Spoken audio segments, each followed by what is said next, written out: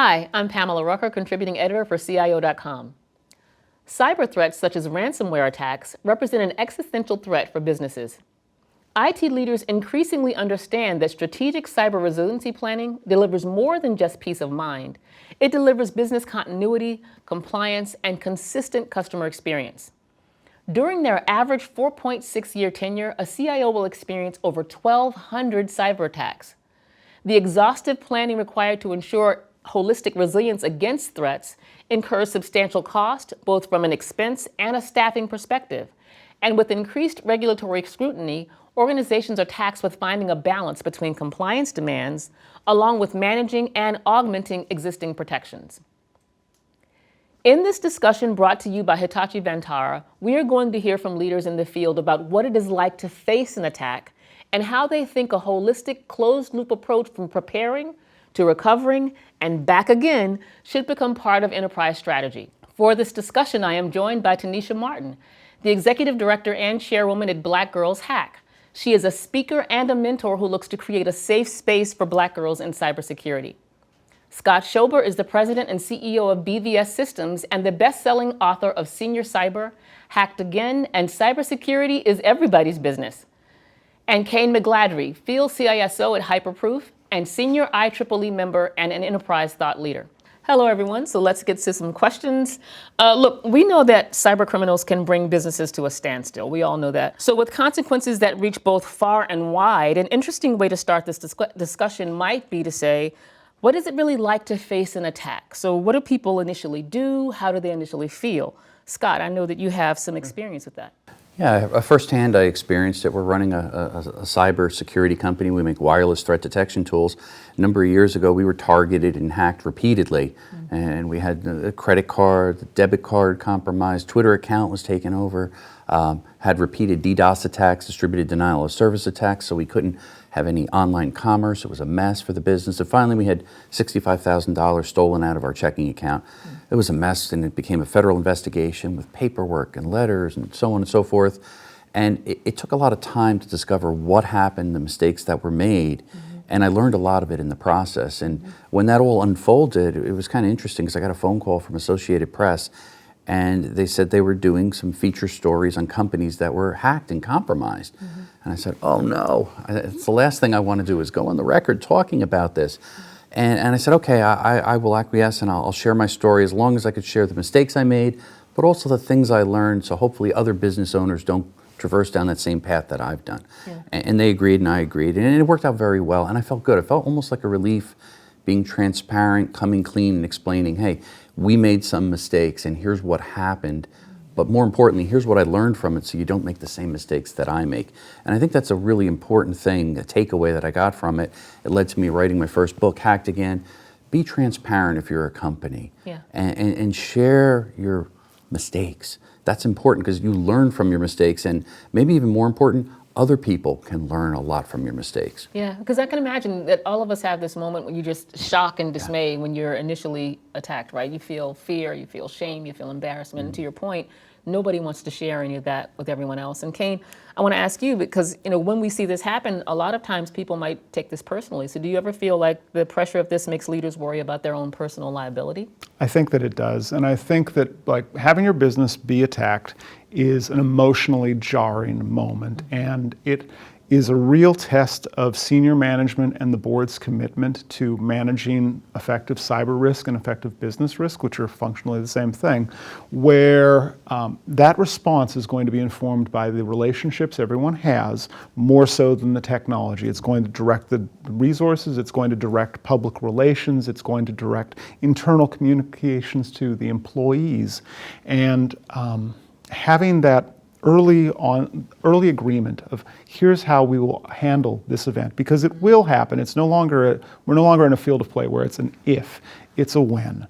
But also there are external regulatory pressures that are seeking to cause potential liability on officers where regulators have felt, look, we've told you 10 years ago, we told you 5 years ago, we're going to make this personal at this point. I can think of one case where the FTC sanctioned an individual CEO, not just their company, but the actual CEO of the company, because they didn't have a cybersecurity program. Wow. They just didn't have one. And you have to think, in the year 2023, how did you have a grown-up real company that didn't do that? And this is where we see a regulatory response is going to come up commensurate to that. Yeah, yeah. So how do security leaders tie cyber resilience to the theme of business success? Because the truth is that businesses that offer customers a safe space are the ones that are likely to reap the rewards. And so, Kane, any thoughts on that? I think the most effective cyber leaders, and CISOs especially, are translating it into a competitive advantage.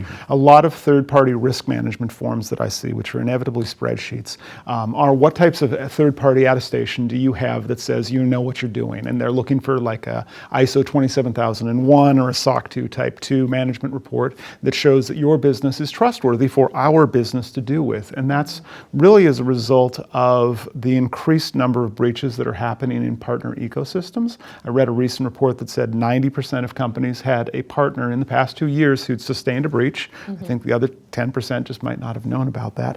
And that leads to disastrous supply chain consequences. As we've seen in the past 3 years, supply chain is definitely an emerging topic. There's a company in the United Kingdom, they do something with chipsets. They're reporting a $200 million loss this quarter, Q1 of 2023, because one of their upstream suppliers got ransomwared. That is a massive business consequence. It's going to affect the employees, it's going to affect their customers, it's going to affect their competitive advantage. I think pivoting that being instead, look, we're doing cybersecurity because we're effectively managing our risk of our company, and it becomes a competitive advantage rather than a cost center, is where security leaders need to lead this conversation. Yeah. Scott, Tanisha, any thoughts on how you can tie cybersecurity to business success? I was just thinking from the standpoint of the distraction. When you go through a cyber breach, it is distracting throughout the entire organization. Yeah. But if you're being proactive and you in a sense plan for it, and I always tell companies plan for it. It's not if, it's a matter of when it's going to happen. So if you plan for it, you're better prepared. You have less downtime, less distractions, less employees leaving, less upset vendors and customers. It makes a huge difference to the bottom line. And I think that's what people have to realize. It's part of your business now, cybersecurity. So you have to treat it as part of that and spend the right amount of money and provide the right amount of training and awareness within the organization. And then you can be competitive, and then now you can focus on innovation. And that's what everybody wants to do. Yeah. And I think that to Kane's point when he was saying that it's just a matter of when now, we need to have as companies the ability to be able to take it a step further and say, hey, are we doing our tabletop exercises? Are we turning these documents into living documents where we're actually living them and we're figuring out exactly what we're going to do? We're going to, basically practice so that in the event of a breach that, we're able to actually know what needs to be done. We know who we need to call. We know what we need to do. And I think that, all of that is a part of business success in terms of making sure that cybersecurity is a part of the overall, I think, business way of life. Great point. I mean, let me ask you this. I mean, as we think about all of the challenges that may come up as a part of this day to day, how much does this idea of resilience require better transparency from companies and also more willingness to collaborate? Tanisha, can you start with that one? Because it sounds like you were saying, yeah, they need to get some of this work done. They may not necessarily be doing it. They need to admit that they're not doing what they should. Absolutely. When we're talking about resilience, what we're really talking about is being able to identify that an attack has happened and then also being able to recover. So, I mentioned the, making sure that you're prepared during the tabletop exercising, making sure that all of your plans are not just on paper, but then, they're also ingrained into your security personnel.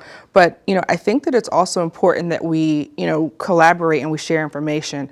Scott mentioned, it used to be that when there were breaches that, people would basically hold that information close to the chest because, it affected, the way that a company looked as far as their brand reputation, right? But I think now what we're seeing more is that companies are actually sharing information. Across verticals, we're seeing that, for example, in the banking sector and the healthcare sectors, companies are talking about, the types of attacks they're seeing, the types of threats that they're seeing. And that information, I think, is being shared more across those lines. And I think that that is important because, there's a lot to be learned from, the collective experience across, multiple people who are working across the same, sectors. The other thing that I think is important is, when we're talking about the sharing of information. So we're talking about, across business line, companies actually sharing that information internally as well, making sure that that information is being distributed across the multiple levels so that everybody can, basically play their role within the organization. And then I think also you mentioned in your opening about a closed loop approach. Just making sure that any of these outputs from these things that are happening are actually being used as inputs back into, our processes and procedures that we're actually learning based on these experiences and growing from them. So it's like, fool me once, but, we're feeding that back in there so you won't fool me again. And I think that that's important. And this is such a great point. It's one of the biggest hindrances to innovation, that even though you are doing some of the exercises you're talking about, that learning isn't actually applied to what you do next. And so over time, people might get weary of doing that because they feel like nothing ever changes. Nothing ever. Right, and it should change. We should be, when we talk about a closed loop, I think that's, it's one of those buzzwords that we're hearing a lot in 2023. We should be doing a postmortem, getting the feedback from that, and then using that feedback to be, to go back into the loop and to grow from it, update our processes and procedures, and what to look for. If we're not updating those tools, or they're not growing and learning, automation is not going to be the answer that we think it is. So it's important that we, actually update those processes and those signatures, and we grow from these experiences. Right, so that we can work smarter and not harder. Absolutely. Scott, Kane, any thoughts? I wanted to add, kind of along the same lines. I think when I look back, when our company was compromised and I was transparent and told the story, it was interesting the response I got from the employees. I wasn't sure. Interestingly enough, they appreciated it. And then post-breach, I noticed anytime there was anything suspicious, they would approach me. Yeah. They felt part of the company now, and they said, there's truth here. I can be honest. Yeah, I clicked on the wrong link. Something happened, my machine's locked up, what do I do? Thank you for telling me, first of all. You want to work with your team and make sure that they're educated, but that they also can come to you and share their problems and mistakes they made so you don't get in deeper. And that's really the key. I've had so many business owners call me and say, in the middle of the night, Scott, I think we got hit by a ransomware attack.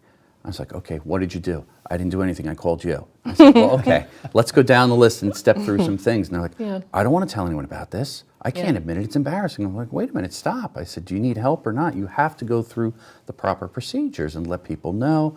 And you have to do this or else it's going to get worse. And a lot of times business owners kind of go, well, maybe I'll do nothing.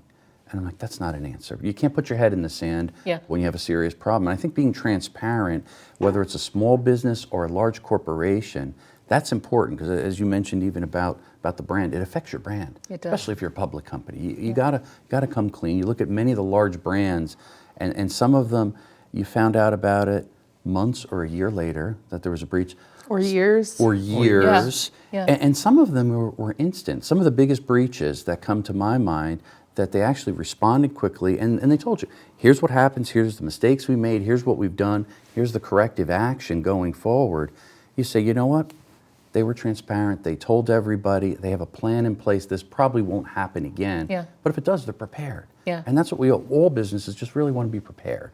So I've been taking down some notes as you've been talking. I see some themes coming out of this, and so feel free to jump in if you think that I've missed something or if you have more to add on any of those.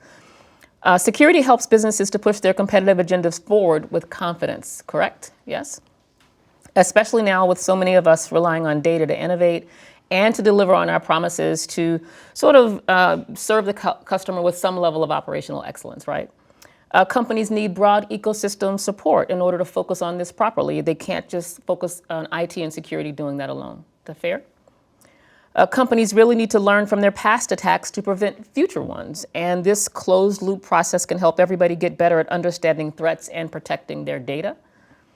And this is part of doing business now, so companies should be able to identify attacks immediately and then recover from them quickly, and communication is especially important as we try to do that. Did I miss anything?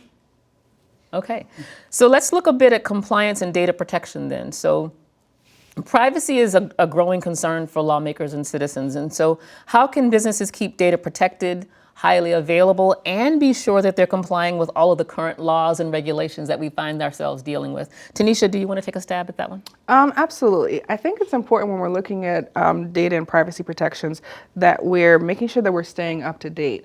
A lot of companies will rely on information that might be on the internet, for example, or that might be a bit aged, but it's important that you look at all of the different possible regulations that could possibly affect your business, depending on what sector you're in, depending on what state you're in, and then take the least restrictive approach. I think just make sure that you err on the side of caution in trying to figure out whether or not those protections are going to be necessary for your organization. Kane, what about you? I think that it comes down to a question of how a company is prioritizing its risk, and that can be expressed best at who does the CISO report to. And Gartner recently put out a study that found that most CISOs who do not report directly to the CEO will build their security program around compliance. And as Scott said, we've seen checkbox compliance, and we've seen how that actually isn't security. And so if a company has misaligned risk to say, well, cybersecurity belongs with the CIO because, I don't know, computers, they're going to have a bad time every time. Yeah. Companies really need to have a mature conversation that cyber risk is business risk 100% of the time, and then plan to staff their programs appropriately and build their security controls appropriately around that, so that it's a mature business level conversation, not just something about computers and technology, because we are way past that point. And today's regulatory landscape is showing that the enforcement agencies, like it used to be the FTC and the SEC, they were okay with sanctioning you. Now they will go hard, and it will not go easy, especially if a company has materially understated an event that occurred, or alternatively, if they're just like out and out trying to hide something, that tends to go extremely poorly. Yeah. And I think we also have like a lot more regulations that are going in place today than we had before, which dictate, how fast you're supposed to actually identify people or notify people in the case of an issue. And I think that that's important because, before, you would see companies that are like waiting until they have a good handle, or, they may try to delay it or try to, see how bad it is. And I think that, these regulations that say, hey, you've got 60 days to make notifications, or 30 days or whatever it is, I think that they're important in making sure that the information gets out there so that it's not continued. Because if you look at some of the more high profile attacks that have happened, especially ones that, have affected like a lot of people, I'm thinking about like maybe Equifax, for example, those breaches, happened over the course of, a very long period of time, right? So, at that point in time, that information was out there and was available, and nobody, was none the wiser. So, I think that, when we're starting to see some of these regulations that say that 30 days, 60 days, whatever that number is, that, that's going to help to make people a little bit more safer because they're going to be aware about what's going on. So let me ask you this. Are we sometimes seeing in business that there can be this conflict between auditors and security teams, and that having conflict like that stymies really robust data protection? Kane, is this something that you've seen? I frequently see an us versus them mentality between the security team and the compliance team. And the security team is charged with securing the business, and their annual performance review form is going to say, did you secure the business? And the compliance team is, did you keep us compliant? The compliance team is very often dependent upon the security team for evidence that they are secure and that the controls are operational, but nowhere on the security team's annual performance review form does it say they were nice to the compliance team. And often what happens is the perception that the security team has that the compliance team keeps nagging them. They keep asking them. It's draining. They're asking for another screenshot, another Excel spreadsheet. They're especially in heavily regulated industries where you've got multiple lines of business that are covered by various regulatory things, especially in finance where you've got the SEC, you've got New York Section 500, you've got GLBA, I could go on, but you get the general gist of it, where there's just this increased scrutiny. And security teams, they don't like it. They don't, if you're a technical person who got into the computer security industry because it's fun and it's interesting and it's rewarding, having to be compliant feels like a nuisance, and that comes out emotionally. And where that causes trouble then is a company has an obligation, a burden to be compliant. They have to report on that. I think that we have to look at ways that we can reduce that organizational friction, and that can happen both at the team-to-team interaction. I think later we'll talk about automation and how some of that can happen, but also at the board level and at the executive level, where if the CEO has a working relationship with the CISO, not just with the board, but they have to have this be about business level risk so that everyone's rowing the boat in the same direction. I think in heavily regulated industries, this is a muscle memory they've developed, not out of choice, but in many cases out of necessity. In less regulated industries, it's going to be a learning experience for them. So let me ask you about these industries. Where are you seeing this balancing act show up as a problem in specific industries? Any ideas? I think one of the ones that comes to mind is construction. And construction is not a heavily regulated industry like finance or like healthcare. In construction, it's not about security, it's about safety. And unlocking that conversation made it become about, let's talk about employee safety, because that's a cultural artifact. I think that in healthcare, it's an understood thing that we're dealing with patient data, and in finance, it's understood that we're dealing with financial data, and the cyber criminals rob those institutions because they have money. But then if you go out to something that's aligned but not directly, like let's go with biotech, right, where they're developing genomic solutions. Not as heavily regulated except for by the FDA. They're struggling to find that right balance between security and compliance because they don't have all the compliance controls baked in yet. So they're looking for what are those best practices that they can adopt that will make security a competitive advantage without being a massive resource drain or make it an encumbrance for one to do their job. Interesting.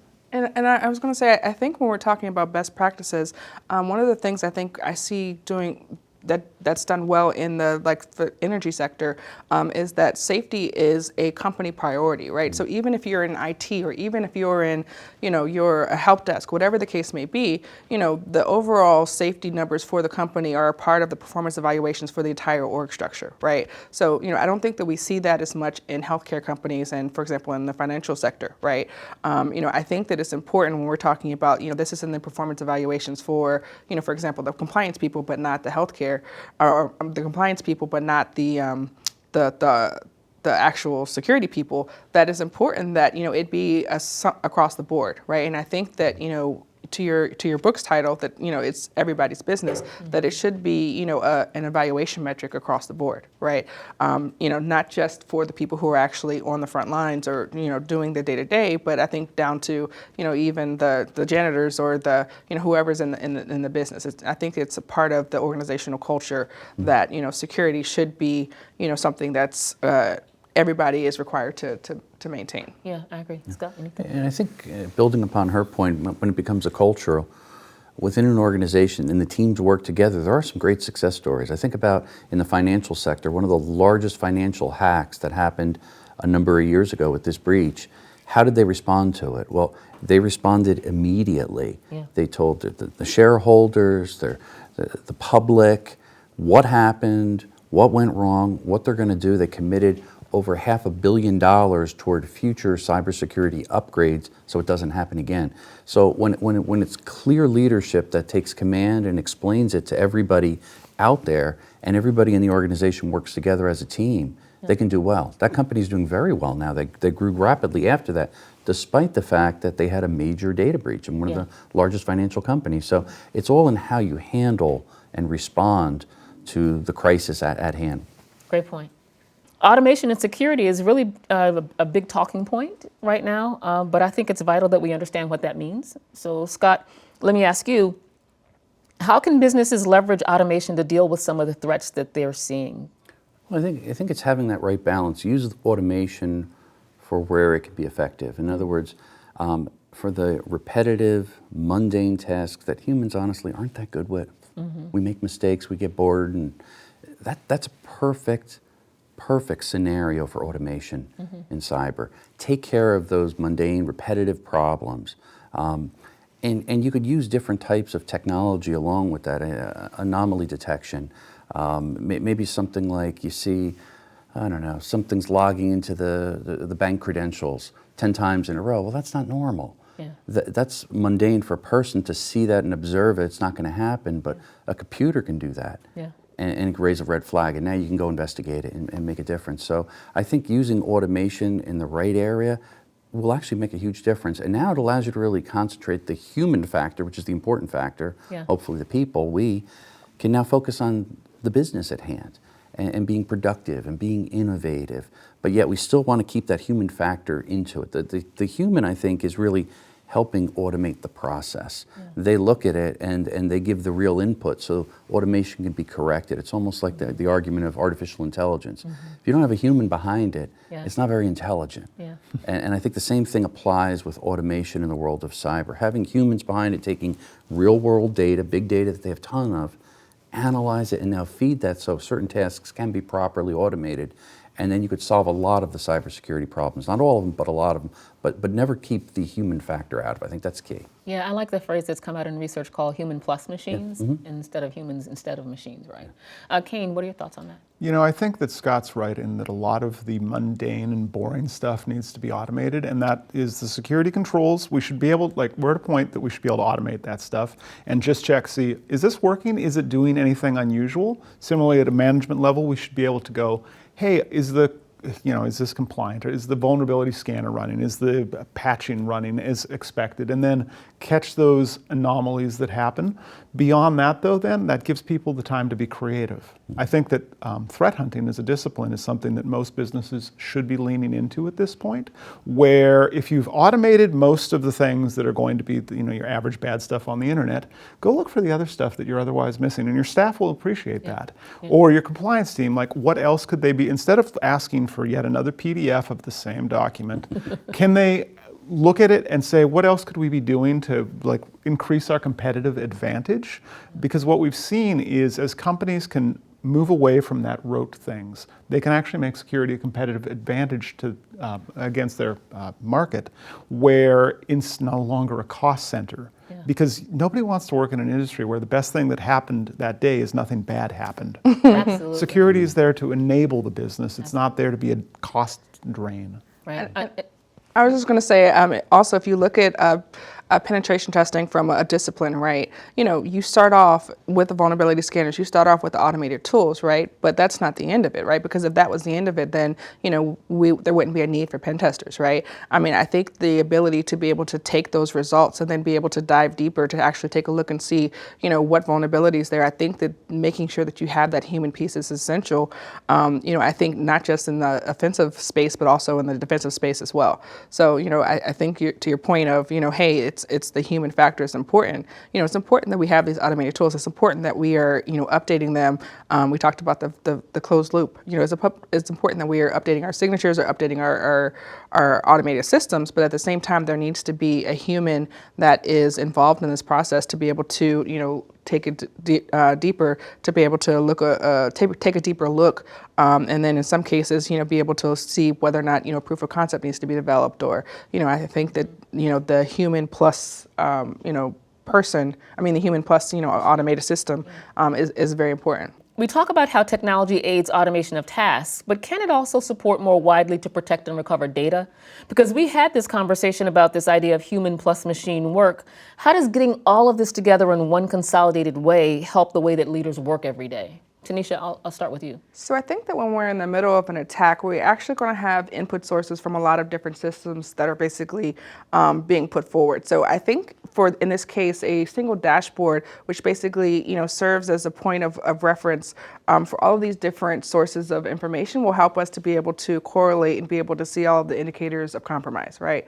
And I think that having that in one place when we're talking about the human plus automation piece is important, because then we can actually be able to get the information from the various sources to be able to use that as an input to make sure that we have the evidence of the attack. Such a great point, right? Because you're right. When you're under attack, you're grasping for straws. You're looking under every single rock, trying to figure out what's going on. So sort of thinking about that in advance and knowing ahead of time what you want to see, what information is important, I would imagine would be valuable. Oh, absolutely. And I think that security leaders that are enabled with a risk dashboard that shows them the live status of what risks they're facing so that they can make appropriate staffing and resource allocation decisions is really necessary, because in today's macroeconomic climate, we don't have unlimited resources, we don't have unlimited time, we don't have unlimited people, and so we have to choose how we're going to respond. Being able to do that proactively by getting a live sense of how effective are our controls right now at burning down our risks, how effectively are we communicating that internally, will really direct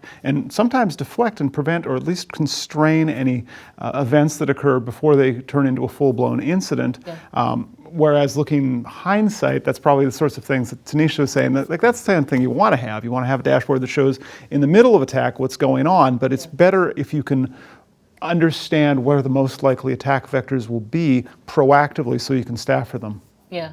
And I would imagine, Scott, getting away from this hair on fire mentality of looking at every single source and every single place can make you a lot more effective in the middle of the crisis, as well as preparing for it ahead of time. Oh yeah, absolutely. And I think it allows you that the aggregation of all of that in one central dashboard allows you to respond much quicker. And you could do other things with that data. For example, say you wanted to generate some reports. Now you have something tangible that's useful that you could share throughout your organization so they could look forward to seeing that in the future and take response immediately to something like that. So it is kind of training and proactive response when you're able to get something out of that data, when it's all down to a single dashboard and give you instant alerts. Yeah, I think that when we're talking about having an indicator, developing our signatures off of those indicators, so that we can know what happened beforehand, so that we can kind of use that as a predictor, to be able to alert on. I think that that's in the theme of feedback loop. It's important to making sure that we're able to detect this the next time that it happens. Yeah, this goes to that insight we talked about, right? So that you actually can add these disparate pieces of information together to create new value and not just be focusing on what's happened to you right now. Yeah, absolutely. It sounds like all of you are saying then that there's this idea that even though we're doing automation, there still will be this human factor, right? We're not going to necessarily get rid of people, but automating a lot of this can free up resources considerably so that people can focus on strategy and innovation. And so I like to tell people this in class. One of the things research says is that insight happens when you can combine two or more pieces of information together in a unique way to create new value. And if you're not spending your time on those mundane things, you actually have more time for insight to create competitive advantage for your organization. And I fully agree with you. This is a place where you can actually use security as a lever to be more competitive, as opposed to something that you're doing just to protect yourself from a level of risk. So in the short term, businesses will be looking to leverage data in a lot of different ways, right? As well as possibly using more cloud technology to manage that data. As they try to do that strategically, what do you think these security leaders should be thinking about and the organization should be thinking about so that they don't increase their risk of attack on that path? Cool. Scott? One thought I had is important, regardless of where you put your data, on your network, the cloud, on-premise, off-premise, whatever, you got to know where your data is. And it's interesting, a lot of companies I talk to, they have no clue. And you ask them, they say, I don't know, I used the XYZ company, they take care of it. Well, that's not good, because they probably have the data residing somewhere. Usually there's a backup residing somewhere else. What country is it in? No idea. Where are the servers? No idea. Is it encrypted? No idea. It's important for the company to understand, because data is everything now. And really that's the product of most companies now. And if you don't have control of that data and have it properly protected, you're not doing your job. So I think just fundamentally understanding before you choose where you want to have that data housed is a very important question that people need to ask within an organization. Such a great point. I mean, we've heard people for years talk about disruption occurring in so many different areas, and now we're seeing disruption occurring with data, and so it is becoming a core part of people's value that they can add in terms of how they think about new products and services to offer. Kane, what about you? I think that Scott's right. Companies don't know where their data are, and also they often can't articulate what the critical bits are. And that is very unique to a business, not just to an industry, but to a business. And so I really encourage companies to look at identifying their crown jewels or their trade secrets or their single most important piece of data that they have, not just focusing on, well, what's the thing that we're going to get hit with from a regulatory fine on.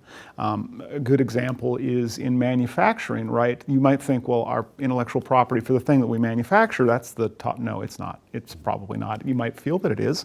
It's probably the way that you did it. Yeah. It's your manufacturing process, because it's cheaper to steal a process than it is to steal a plan, because then you can build other stuff out of it. And I found that in those conversations with companies around identifying what their critical assets are, that it again becomes a business level risk. What if we lose this? Like, let's take regulatory compliance out, just set that by aside. What's the thing that's going to be deleterious to our business, to our reputation, to our supply chain? Have that conversation before you have the conversation about the cybers, because this is not a technology conversation. In some businesses, construction, stuff gets laid out on tables. Right? And if you're working with the federal government, if you're a defense contractor and you're leaving papers out on tables, you are going to have a hard time, because they don't like that, to put it mildly. So again, focus on what the critical part of the business is, rather than focusing on, well, here's this data. No. Let's take it to a higher level and then go identify those assets, and then apply controls so that nice people like Tanisha can't do terrible things to those assets, which I bet you can do all day long. What do you think they should focus on to sort of? Yeah, I was actually going to say, I was at an event last week at the White House where they were talking about the cyber strategy, and I heard former Mayor Keisha Lance Bottoms speak about this cyber attack that they had in the city of Atlanta. And I think that the most important takeaway for me from that conversation was when she said that the first thing that they had to figure out is actually where the data was actually being held, right? And I think that, when we're talking about, organizations and companies that are, understanding like their asset inventory, right? A lot of the bigger companies, I think, pretty much have that information understood. It's common knowledge, or at least it should be, right?